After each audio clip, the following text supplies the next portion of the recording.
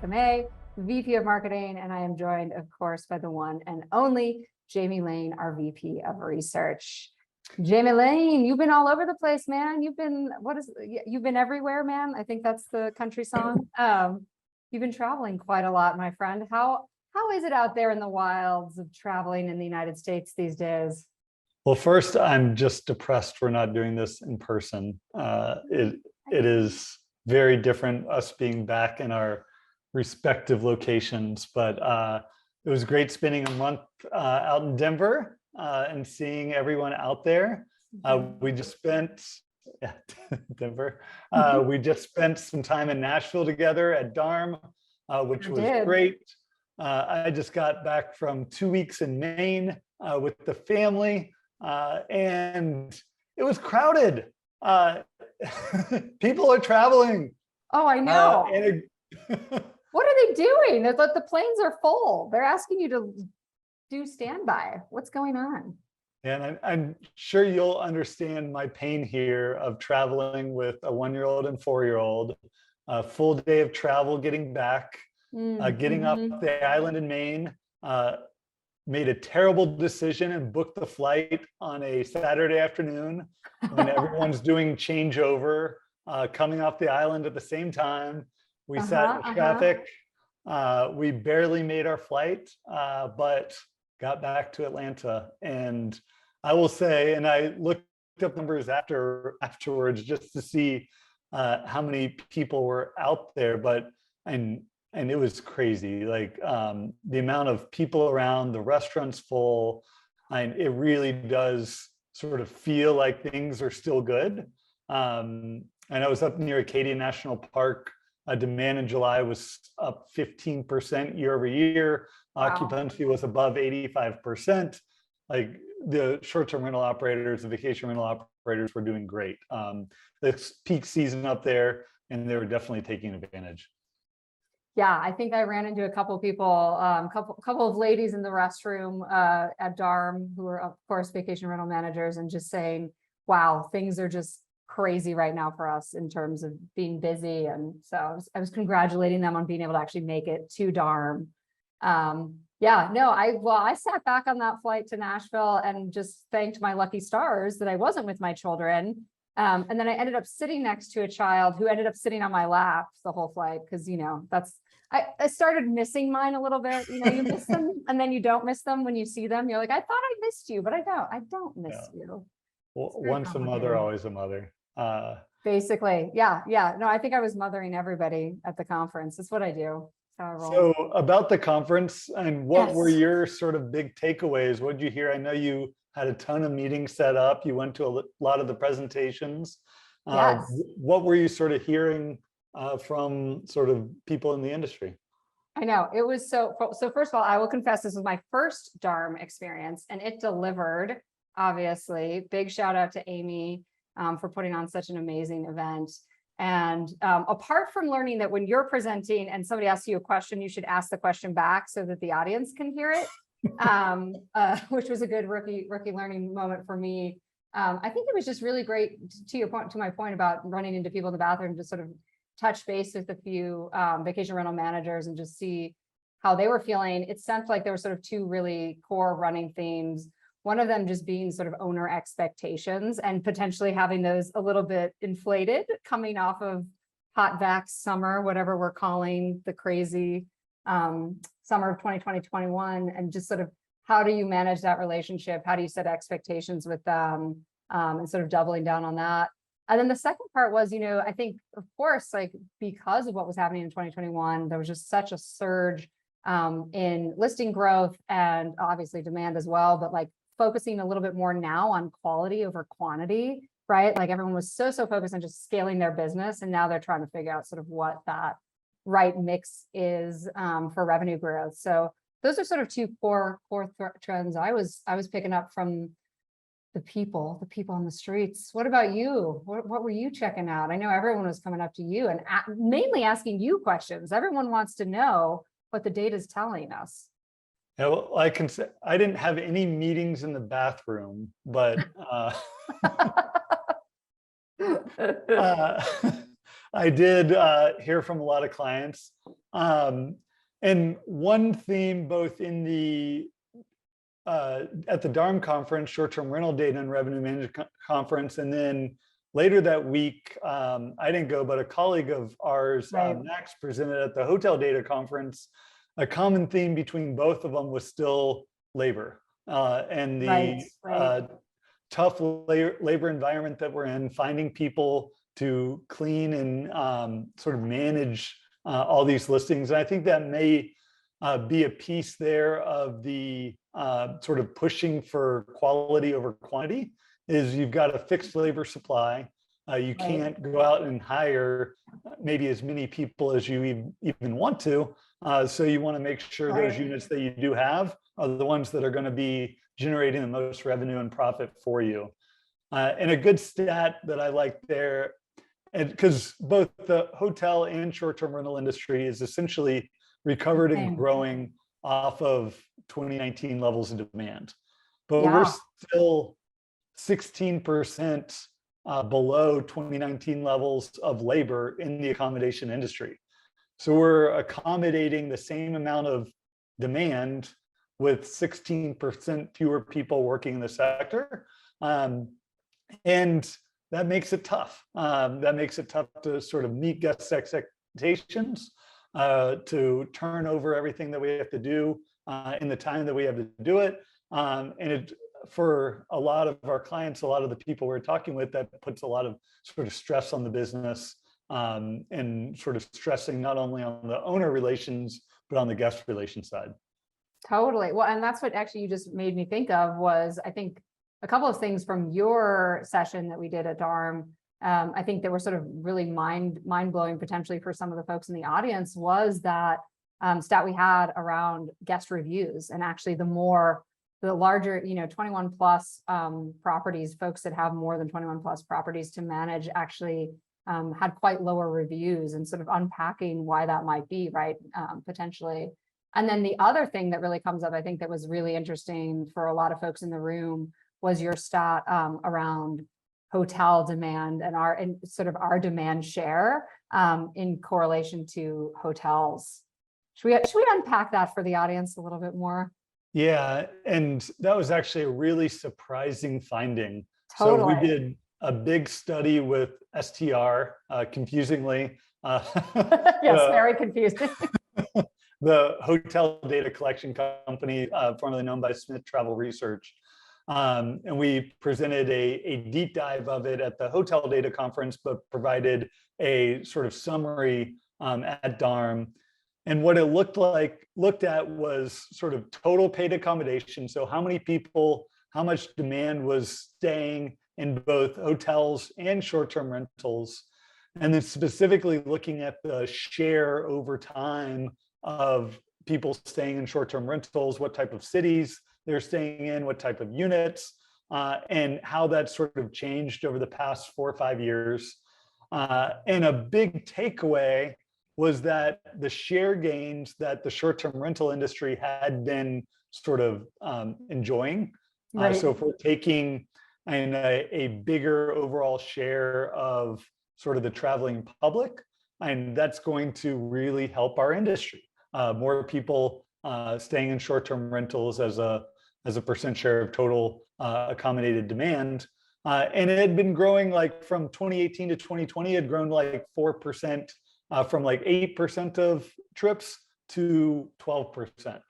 That did go way up during the pandemic, almost up to, I think it was 16, 17%, and then came back down, where as of March 2021, we're essentially at pre-pandemic levels, and we've only slightly ticked up our share, and we're well below pre-pandemic trend.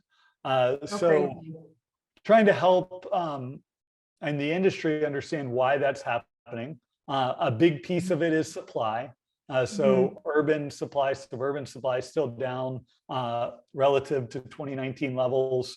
Hotels have actually gained significant share in cities. That's really helped their performance, that's helped their recovery. And while we're still gaining share in coastal, mountain, sort of small town, rural areas, we're not gaining at the rate we were.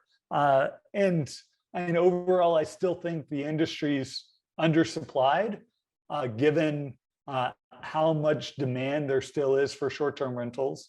We're still at 12% higher occupancies this summer than in 2019.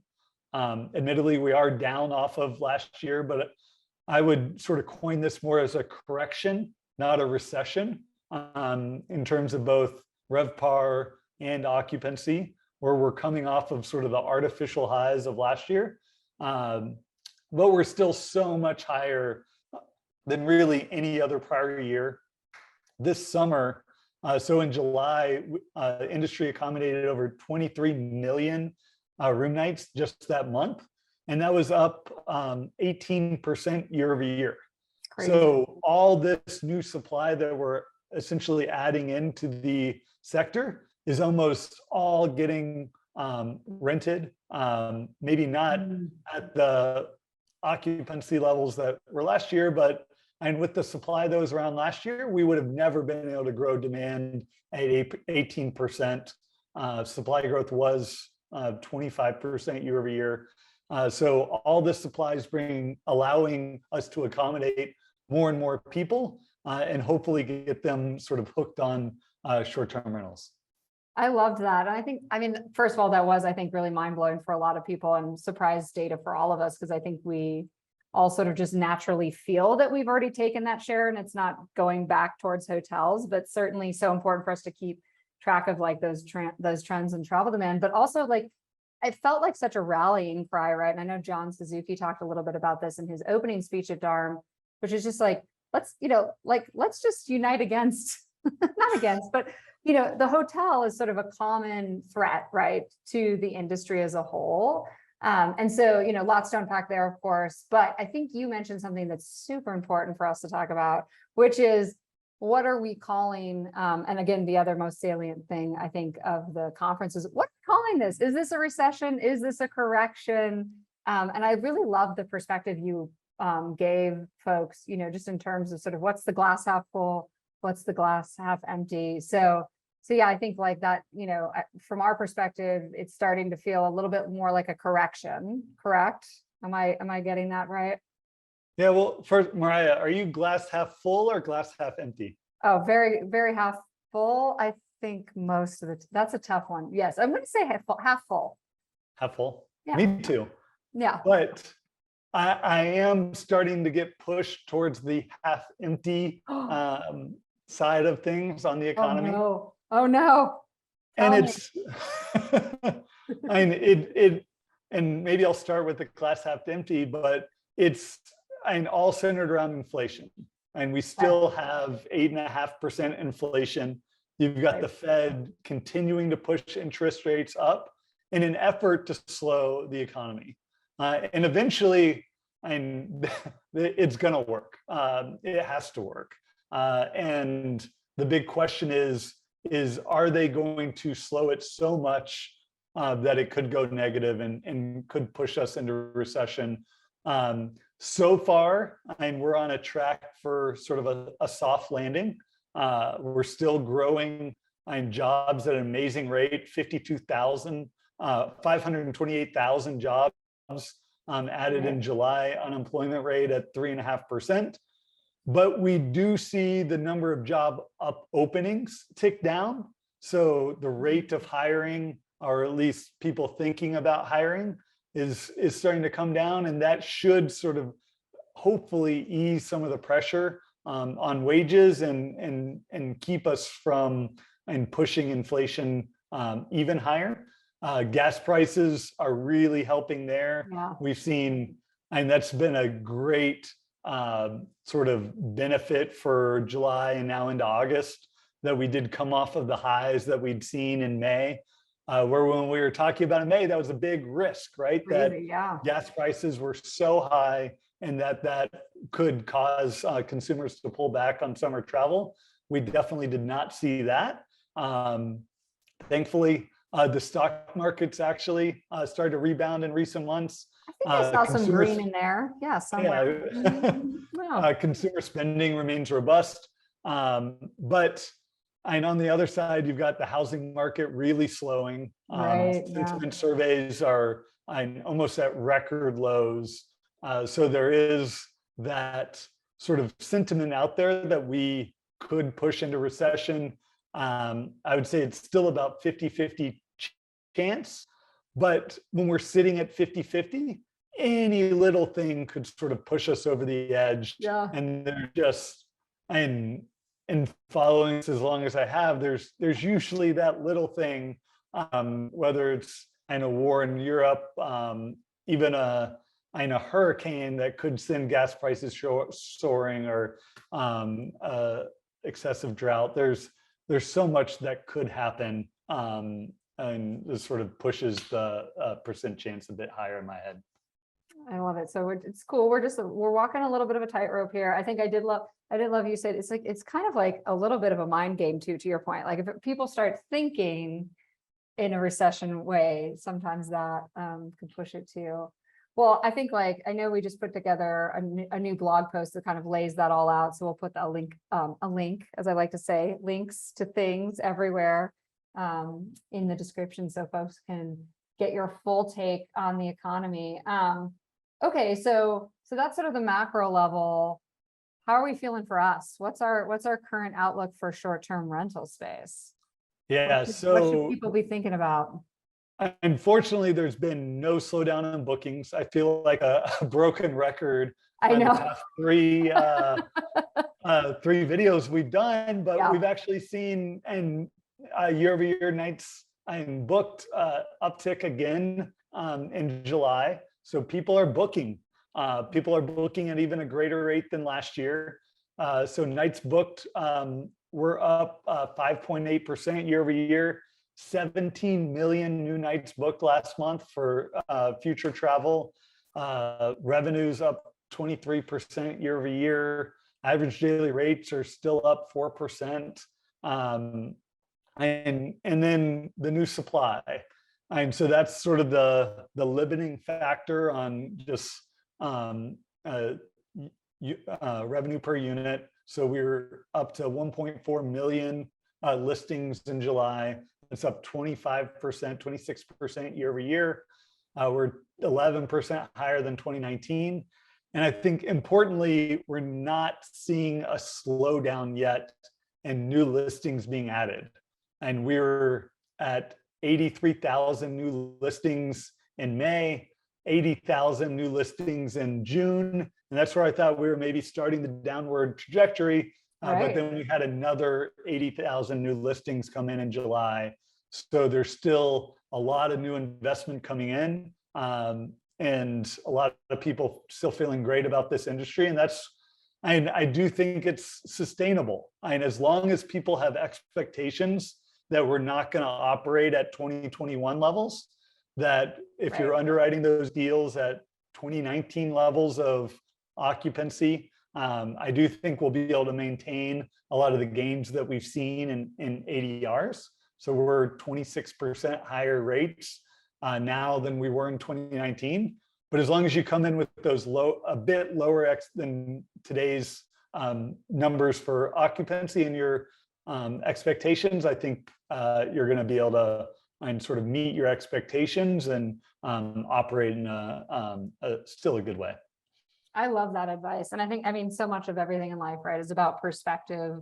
And it is all relative, which of course is why, we're here to sort of hopefully give people a little bit of a wider perspective than just, of course, what happened in 2021.